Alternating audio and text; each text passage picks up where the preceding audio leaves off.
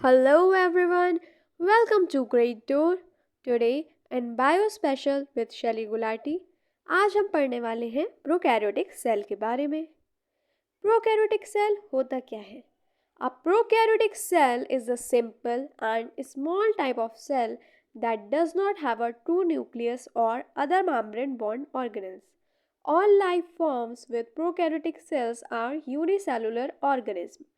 जितने भी prokaryotic cell होते हैं वो सारे मेम्ब्रेन बॉन्ड नहीं होते हैं, उनमें ट्रू न्यूक्लियस नहीं होता है। जितनी भी लाइफ फॉर्म होंगी यूकैरियोटिक सेल से वो सारे के सारे ऑर्गेनिज्म यूनिसेलुलर होंगे, यानी उनमें सिंगल सेल होगा। Bacteria is the example of prokaryotic cell. ये सिंगल ज़रूर होंगे लेकिन ये सेल्फ सफिशिएंट होंगे रिप्रोडक्शन के लिए, ग्रोथ के लिए, अपने सर्वाइव के लिए।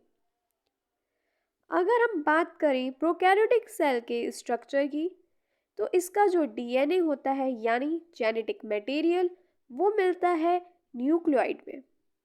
This DNA controls the cell activities. ये जो डीएनए होता है ये कंट्रोल करता है सेल की एक्टिविटी, लेकिन ये न्यूक्लियस में एनक्लोज्ड नहीं होता है। इसलिए हम कहते हैं कि प्रोकैरियोटिक सेल में ट्रू न्यूक्लियस नहीं होता है। Cell membrane is a thin layer that surround the cell. Cell membrane एक थिन लेयर होती है जो सेल के सराउंड में होती है, जो कंट्रोल करती है कौन आएगा सेल के अंदर और कौन जाएगा सेल के बाहर। इसे आप वॉच गार्ड भी बोल सकते हैं। गार्डमैन, वॉचमैन जैसे होते हैं ना सोसाइटी में, जो उन कंट्रोल करते हैं कि सोसाइटी में कौन एंट्री करेगा और कौन एग्जिट। तो सेम सेल मेम्ब्रेन भी वही है। Cell wall is a strong rigid layer outside the cell membrane, giving the cell shape and protection। जो सेल वॉल होती है बहुत स्ट्रॉन्ग होती है और ये सेल को प्रोटेक्ट करती है और उसे एक शेप प्रोवाइड करती है, एक शेप देती है। इसमें मेम्ब्रेन बॉन्ड ऑर्गेनल्स नहीं होते हैं, जैसे कि माइटोकॉन्ड्रिया हो गया, क्लोरोप्लास्ट। साइटोप्लाज्म है एक जेली लाइक स्ट्रक्चर जो सेल के अंदर होता है, जिसमें सारी की सारी केमिकल रिएक्शंस होती हैं। Cytoplasm is a gel like structure inside the cell where chemical reaction take place. Ribosome small structure where proteins are made. ये वो छोटे स्ट्रक्चर हैं जहाँ पे प्रोटीन बनता है।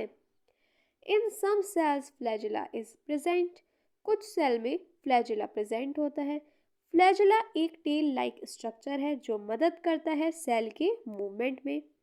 पिलाई is a hair like structure present on the surface of some prokaryotes that help them stick to surface of other cell। जो ये पिलाई है ये क्या करती है, ये प्रेजेंट होती है कुछ प्रोकैरियोट्स पे जो हेल्प करती है उन्हें स्टिक होने में अदर सेल्स के सरफेस पे। Now, characteristics of prokaryotic cell. The DNA floats freely in the cytoplasm। जो DNA होगा वो साइटोप्लाज्म में फ्रीली फ्लोट होगा। यूजुअली 1 to 10 माइक्रो, ये छोटा होगा, micrometre sorry. Much smaller than eukaryotic cell, eukaryotic cell से छोटे होंगे। सिंपल स्ट्रक्चर होगा क्योंकि इसमें मेम्ब्रेन बॉन्ड ऑर्गेनल तो है ही नहीं, जैसे कि गोल्गी एपेरेटस, माइटोकॉन्ड्रिया, क्लोरोप्लास्ट, ये सारे मेम्ब्रेन बॉन्ड ऑर्गेनल हैं। जितने फंक्शंस हैं, रिएक्शंस हैं, केमिकल रिएक्शंस, ये सारी साइटोप्लाज्म में होंगी, जो है हमारा एक jelly like fluid inside the cell. They reproduce quickly through a process. ये बहुत क्विकली रिप्रोड्यूस कर सकते हैं बाइनरी फिजन से, जिसमें एक सेल डिवाइड होके क्या बनेंगे, दो आइडेंटिकल सेल्स। नाउ अगर हम बात करते हैं इम्पॉर्टेंस ऑफ प्रोकैरियोटिक सेल की, तो ये डिकम्पोजर्स होते हैं, नाइट्रोजन फिक्सेशन होगा, फूड प्रोडक्शन होगा। आइए देखते हैं। प्रोकैरियोट्स स्पेशली बैक्टीरिया ये क्या करते हैं, ब्रेक डाउन करते हैं डेड प्लांट्स और एनिमल्स का, हेल्प करते हैं रिसाइकिल करने में न्यूट्रिएंट्स को, जैसे कि नाइट्रोजन, कार्बन, फॉस्फोरस इन अ इकोसिस्टम। कुछ बैक्टीरिया जो होते हैं वो कन्वर्ट करते हैं नाइट्रोजन को फ्रॉम द एटमॉस्फेयर और किस में, into forms that plants can absorb and use. Convert करते हैं नाइट्रोजन को। इसका एग्जाम्पल है राइजोबियम। ये जो बैक्टीरिया होता है कन्वर्ट करता है नाइट्रोजन को, जो कहाँ से मिलती है, फ्रॉम द एटमॉस्फेयर, और इसे उस फॉर्म में चेंज कर देगा जिसको प्लांट इस्तेमाल कर सके, एब्जॉर्ब कर सके। इस प्रोसेस को बहुत ही इम्पॉर्टेंट बताया गया है प्लांट ग्रोथ के लिए और सॉइल फर्टिलिटी के लिए। फूड प्रोडक्शन में भी बैक्टीरिया काफ़ी मददगार होते हैं। जैसे कि बैक्टीरिया होते हैं कुछ जिनका इस्तेमाल होता है, जैसे कि योगर्ट में, चीज़ में, पिकल्स में या फिर विनेगर में। Bacteria are used to produce food like yogurt, cheese, pickles and vinegar. किस प्रोसेस के थ्रू? फर्मेंटेशन के through. Lactobacillus bacteria help in making curd and other dairy product. जो लैक्टोबैसिलस बैक्टीरिया होता है वो मदद करता है दही के लिए, दही बनने के लिए। जो हम घर में दही जमाते हैं, इसी बैक्टीरिया की हेल्प से वो बनती है। जी हाँ, उसमें भी बैक्टीरिया होता है। और बाकी डेयरी प्रोडक्ट्स की भी बात हो रही है जिनके बनने में ये बैक्टीरिया हेल्प करता है। Medicine production. Prokaryotic cells are used to produce antibiotics. इन सेल्स का एंटीबायोटिक्स बनाने में, जैसे पेनिसिलिन बनाने में भी इस्तेमाल होता है, जो हेल्प करती है, फाइट करती हैं किससे? बैक्टीरियल इन्फेक्शन से।